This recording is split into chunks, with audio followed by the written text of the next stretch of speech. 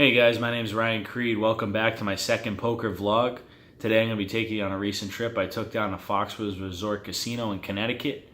I was able to spend 2 free nights complimentary of Foxwoods Resort Casino down at their hotel that they have there. They put me up in a suite, had plenty of space, was able to spend a lot of good time with friends.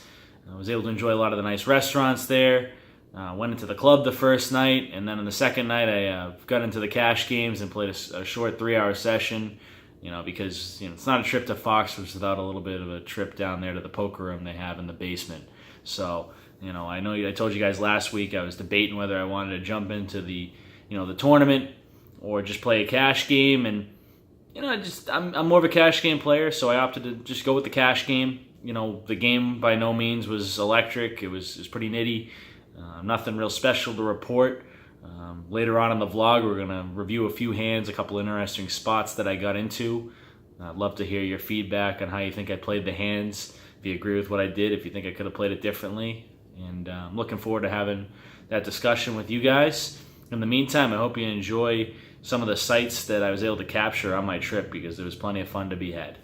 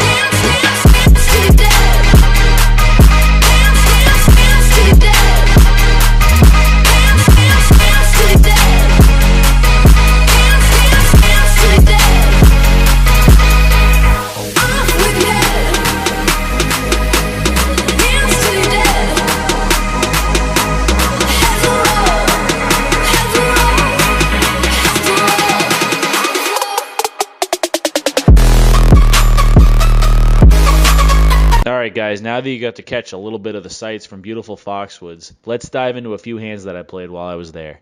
As I said earlier, I played a 3-hour no-limit cash session on Wednesday night. Not a whole lot of action going around, was down most of the night, but was able to get it back and finish up $30 for the session. The first hand I'd like to discuss comes when I'm sitting on around $160 or 80 big blinds. I wake up in the hijack with 2 red queens. It folds to me and I raise it to $7. The big blind defends and we see a flop.